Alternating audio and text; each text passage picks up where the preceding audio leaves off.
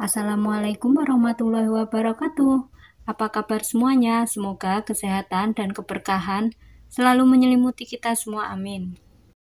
Kali ini saya akan membawakan rangkaian kisah dakwah Nabi Muhammad SAW dengan putrinya Fatimah Az-Zahra, putri kesayangan Rasulullah. Sebelum saya mulai, saya ucapkan terima kasih kepada semuanya karena sudah klik channel ini. Langsung saja check it out. Fatimah Az-Zahra adalah putri Rasulullah SAW yang lahir dari pernikahannya dari Bunda Khadijah. Meskipun Fatimah lahir dari manusia paling mulia di dunia ini, tidak lantas menjadikan Fatimah itu seorang yang sombong. Justru karena kelakuan Fatimah lah kelak mengantarkan Fatimah menjadi pemimpin para wanita, menjadi penduduk surga.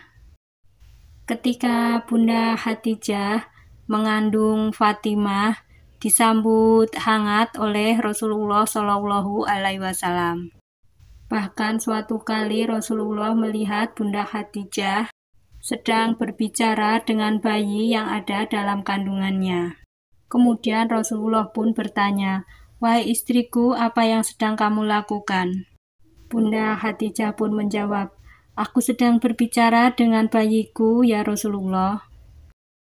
Ya Rasulullah, seakan-akan bayiku ini mengerti apa yang sedang aku bicarakan. Aku sangat bahagia setiap kali melakukan hal ini. Beberapa bulan kemudian, kandungan Bunda Khadijah pun semakin besar. Dan saatnya Bunda Khadijah melahirkan bayinya, yaitu Fatimah. Atas izin Allah Subhanahu wa Ta'ala, disertai dengan doa dan keikhlasan Bunda Khadijah, lahirlah Fatimah. Dan bayi Fatimah pun disusui langsung oleh Bunda Khadijah, tanpa perantara ibu susu. Dan Bunda Khadijah pun setiap kali menyusui Fatimah selalu melafalkan zikir, agar setiap tetes ASI yang diberikan kepada anaknya mengandung keberkahan. Fatimah kecil pun tumbuh dalam keluarga yang sangat islami. Bunda Khadijah dan Rasulullah SAW sebagai orang tua mampu menjadi teladan bagi Fatimah. Walaupun tinggal di lingkungan jahiliyah, Fatimah pun tidak terpengaruh dengan lingkungan yang jahiliyah dan buruk. Dan ketika risalah itu turun, maka ujian pun turun berturut-turut. Dan seiring bertambahnya usia, Fatimah pun mulai mengerti bahwa penduduk kaum kafir Quraisy itu tidak menyukai ayahnya yang seorang rasul dan penyampai kebenaran.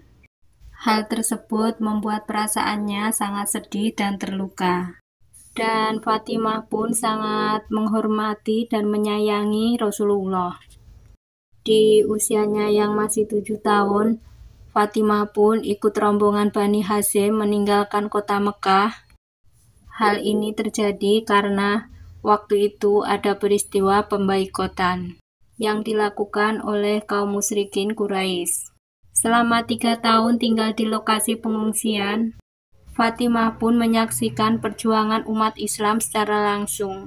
Setiap hari Fatimah pun mendengar orang kelaparan dan tangisan anak-anak, dan Fatimah pun sangat cemas dengan keselamatan ayahnya yang selalu diincar oleh kaum kafir Quraisy.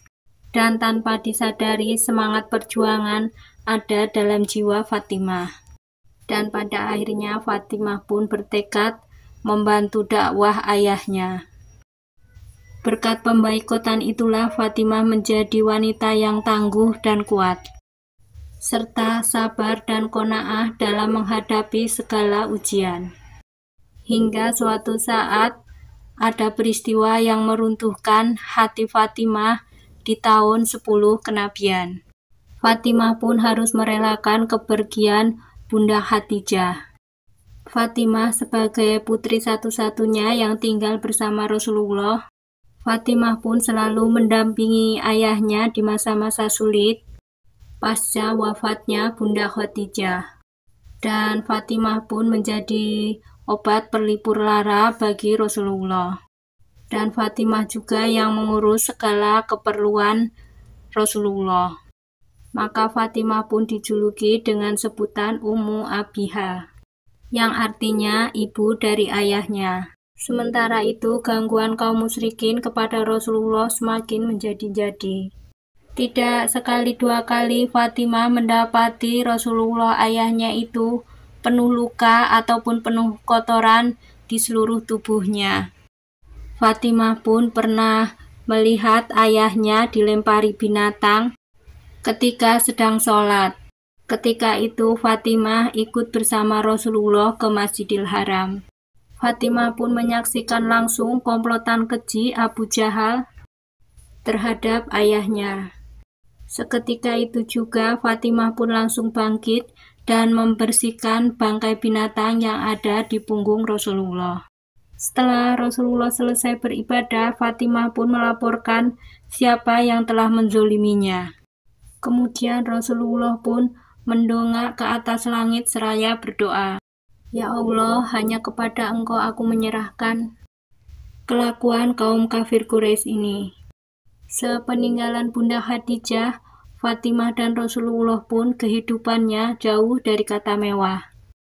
Karena harta Bunda Khadijah sudah habis disedekahkan di jalan Allah. Kemudian Rasulullah pun berkata kepada Fatimah, "Wahai anakku Fatimah, ingatlah satu hal ini. Bersabarlah atas pahitnya dunia, maka engkau akan memperoleh kenikmatan yang abadi di akhirat."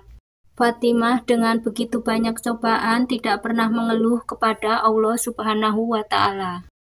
Fatimah selalu bersyukur atas rezeki yang diberikan kepadanya, meskipun rezeki itu tidak banyak di mata manusia. Aisyah pun berdoa, "Ya Allah, hamba ridho dengan semua pemberian-Mu, dan semoga Engkau meridhoi hidupku di dunia yang fana ini." Rasulullah sangat menyayangi Fatimah. Hal ini disampaikan kepada para sahabat. "Fatimah itu adalah bagian dari aku, maka barang siapa menyakiti Fatimah, sama saja menyakitiku." Kedekatan Rasulullah dengan Fatimah menimbulkan kemiripan di antara mereka berdua. Bunda Aisyah pernah mengatakan tentang kemiripan Rasulullah dengan Fatimah. Bunda Aisyah itu pernah berkata, "Tidak ada seorang pun yang mirip Rasulullah Shallallahu Alaihi Wasallam dari caranya bertutur kata dan berjalan selain Fatimah." Rasulullah pun memberikan julukan kepada Fatimah ini dengan sebutan Az-Zahra. Itu tadi rangkaian kisah dakwah Nabi Muhammad Shallallahu Alaihi Wasallam dengan salah satu putrinya bernama Fatimah. Jika saya salah dalam menyampaikan cerita, saya mohon maaf sebesar-besarnya. Jika ada yang kurang, boleh ditambah di kolom komentar. Akhir kata, wassalamualaikum warahmatullahi wabarakatuh. See you next video.